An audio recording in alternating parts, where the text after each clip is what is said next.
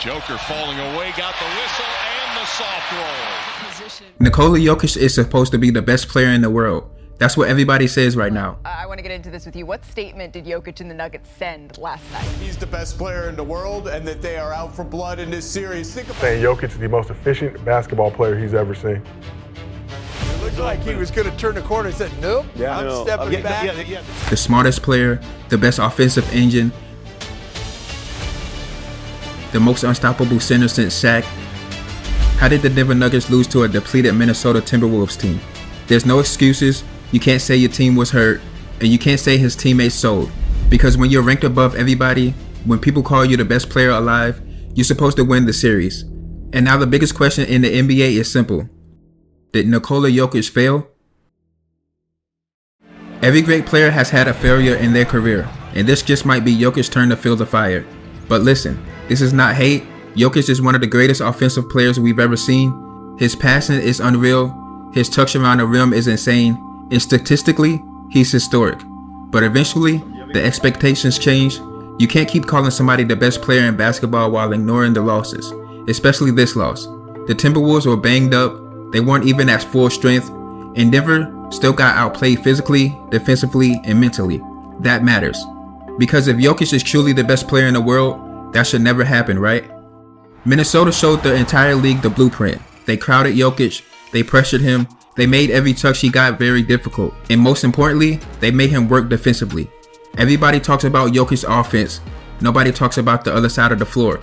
When his offense slows down, what exactly is he giving you defensively? He's not protecting the rim at an elite level. He's not switching onto guards. He's not shutting down pick and rolls.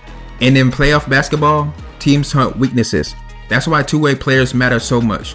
Guys like Giannis, Anthony Edwards, Prime LeBron, Jaylen Brown, and Kawhi, even when their offense struggles, they can still dominate the game defensively. With Jokic, if his offense gets slowed down, his impact drops dramatically. And Minnesota proved it.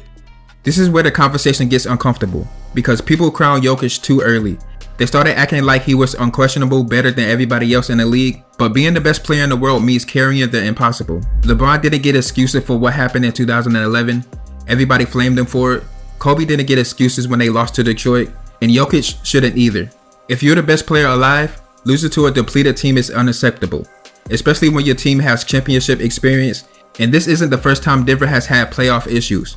Over the last few years, injuries have constantly hurt the Nuggets. Jamal Murray and Eric Gordon are constantly hurt. They've always had bench problems, but eventually the excuses run out, and you just have to get it done. Because every superstar deals with roster problems, and as Jokic gets older, he's gonna need even more help. That's just reality.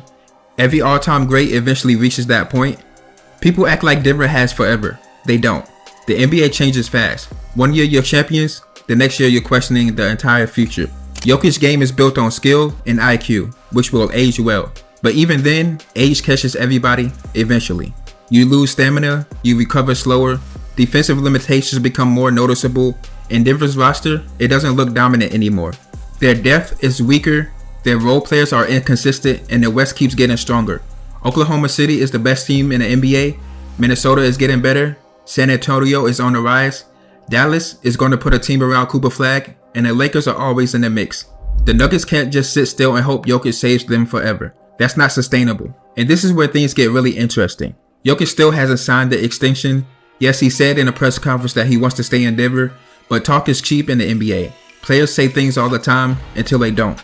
If he truly had zero doubts about the future, why hasn't the extension already happened?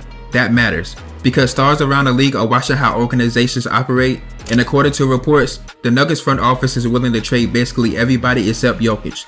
That tells you that they know the roster isn't good enough anymore. But what if they can't fix it? What if the roster upgrades aren't available?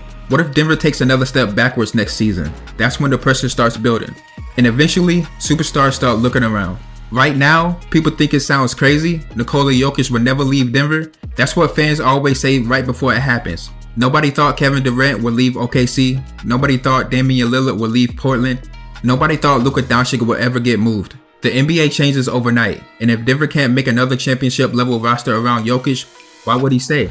Especially if he believes his prime years are being wasted. Because this league is brutal. Legacies change fast. One championship can turn into years of playoff disappointment quicker than people realize. And if Jokic keeps losing in the playoffs while younger stars are rising, the best player in the world label will disappear. And honestly, this series felt symbolic because Anthony Edwards looked like the future star in the NBA. He had way more energy, his defense was on point, and you know he has confidence. And of course, his athleticism. He looked like the next player that's going to take over the league. Even when he got hurt, with the time that he played, he looked like the better player. Meanwhile, Jokic looked vulnerable, still great, still elite, but not the same. And that's the difference. The NBA always moves to the next superstar eventually. And after this playoff loss, people are starting to wonder if the league is slowly moving past Denver. Nikola Jokic is still an all-time great player, but this postseason changed the conversation. Because when you're called the best player in the world, you don't get protected from criticism. The Timberwolves expose real problems. Denver's roster has issues, Jokic needs more help, and his defensive weaknesses become harder to ignore every postseason. Now the Nuggets have a massive decision to make.